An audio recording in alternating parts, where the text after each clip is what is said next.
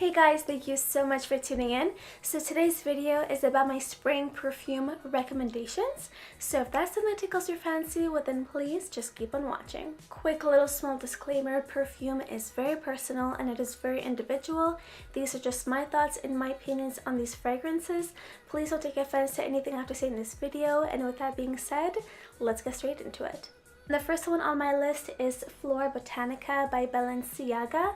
This fragrance is a very floral green earthy fragrance. It's absolutely beautiful. This is definitely my favorite out of the bunch simply because it's the sweetest. Sweet perfumes are my favorite. I don't care how sickly sweet it is. If it's sweet, I'm in it. It's floral because the dominating note in here is rose. However, it's very soft and delicate, almost sensual rose scent. The rose in here is not obnoxious, it's not over the top. It's just a beautiful, really nice residual rose scent. There's also a really nice cooling sensation to this fragrance. It almost reminds me of icy rose petals. It's quite romantic. The green earthy tones in here makes you feel like you're in the outdoors, but not like the mountains or the forest, but rather like a garden, a botanical garden, a florist shop, that sort of thing. What makes the fragrance sweet is the fact that there's sweet mint in there, which in my personal opinion takes this perfume up 1,000 notches. It's what really completes the fragrance. It would not be what it is without the sweet mint, but the sweet mint really shadows the rose, so leaves behind a whisper of sweetness, just enough to satisfy you. I think what makes this fragrance extra flirty is the hint of carnation in there. So the carnation adds an additional layer of floral to it, but also a little bit of spiciness. It's a beautiful blend of floral from the rose, sweetness and freshness from the mint, and a hint of flirty spiciness from the carnation. When I wear this fragrance, I feel like I've been teleported to La La Land and I'm walking through the forbidden gardens of temptations. And all of my vices have made for me this beautiful trail of icy rose petals to follow. And as I'm walking, I'm brushing through these giant but delicate sweet mint leaves. And what awaits me at the very end of that trail is the queen of the gardens, ready to grant me one wish, no matter the desire. Flora Botanica is truly a harmonious blend of floral, of sweet, a hint of spicy, and one of the best rose-scented fragrances out there. Next on my list is Donna by Valentino. Now this fragrance has a prominent powdery iris floral note to it, which in my opinion adds such supreme elegance. The powdery iris note is very complementary to the vanilla and the rose because those two notes are very sweet, but then the powdery iris just sweeps right in and tames down the sweetness of the vanilla and the rose, and it just makes this fragrance very feminine, very classy, very pretty. I think pretty is the perfect word to describe this fragrance. It's very pretty. The opening is quite tart, but as it settles, it becomes more sweet. The bergamot in here is very vibrant and really brightens up the rose in such a lovely way. And when you first spray it, you get a big burst of what seems to be a rose marmalade. The rose is sweet like a jam, but tart like a marmalade, hence rose marmalade. The deeper it settles, the more sophisticated it becomes, and it has a soft yet striking base note of leather. But then it's quickly softened with some patchouli and some vanilla, making the fragrance more feminine, but also a little bit edgy. I love it. I am definitely not one to talk about packaging, but this one really deserves a mention. The bottle itself is studded, which gives off this edgy rock and roll feel and vibe to it, yet it still manages to maintain its vintage and dainty, glamorous, and just fabulous look to it. Also, the actual liquid is pink, which is just very feminine. So the overall look of this is just, it's gorgeous. This is something you want to put out on display on your vanity. This is a packaging, a bottle that you want to show off because it's just that nice. This is the smell of independence, of femininity, of I've got my life together. This is what your manager is wearing. This is what the CEO of a company is wearing. This is the fragrance of a woman who knows what she's doing and she's rocking it. This fragrance makes you feel like you're sitting at a very prestige cafe discussing business and making very important decisions. But make no mistake, Donna by Valentino is not just a pretty perfume. It has a lot of charm and is very charismatic. Next up on my list is Bamboo by Gucci.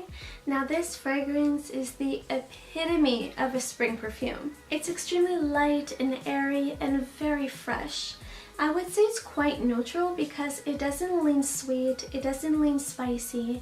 It's just a really simple scent and ideal for those who appreciate the simpler things in life. I get a lot of lily in here, very fresh and very crisp. It really reminds me of a linen closet. The sandalwood note adds such a lovely, soft, and soothing, earthy feel to it. I think the best way to describe this fragrance is think of fresh laundry hanging outside to dry in the backyard by the lily garden and next to all of the plants and the bushes that you nurtured thanks to your green thumb. It's just light and airy, it's not obnoxious whatsoever, and with this fragrance, less is definitely more. Next up on my list is Mon Paris by YSL, and this fragrance is refreshingly fruity. The opening is very sweet. It's a fresh burst of strawberries, of fresh raspberries, but the citrus notes makes it smell almost bubbly. So it kind of smells like a sparkling drink, adding a really soft whisper of tartness. As it settles, it's the floral notes that steal the show, and it's the peony, the jasmine, as well as the patchouli that really help to tame those fruity notes and stop this fragrance from becoming a super generic teeny bopper body mist. It's a light, sweet fragrance that's just playful and elegant, majorly thanks to the patchouli. When I wear this, I feel like I'm by the water on a terrace having brunch with the girls while enjoying a mimosa. Even though I'm not a fan of bubbly, this makes me want to have champagne or sparkling wine or at least some sort of carbonated fruity drink. The sweetness of the berries makes me think of a really good high quality raspberry coulis that I drizzle all over some Belgian waffles or some super fluffy buttermilk pancakes. Oh my goodness, sounds so good right now. I wouldn't say that Mon Paris is a gourmand fragrance, but it still has this delicious fruity freshness to it.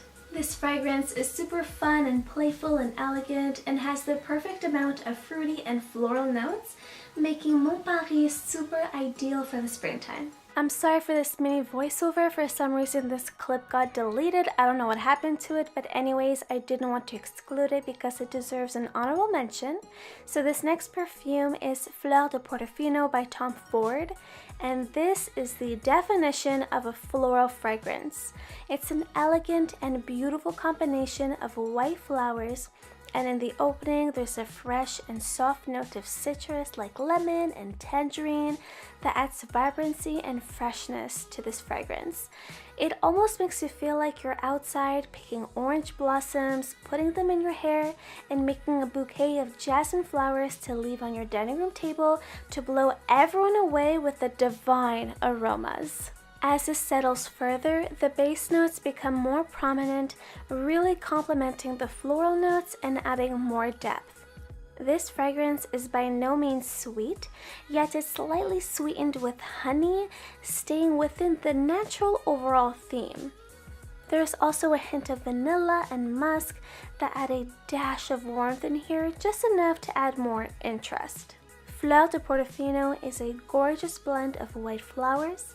It's light and dainty and delicate, but packs a serious punch. I just want to mention that perfume is quite a luxury, and if you're anything like me, you want your cake and eat it too. I get most of my fragrances off this website called fragrancenet.com. They're discounted fragrances, and no, there's nothing wrong with them. They're the real deal, just cheaper.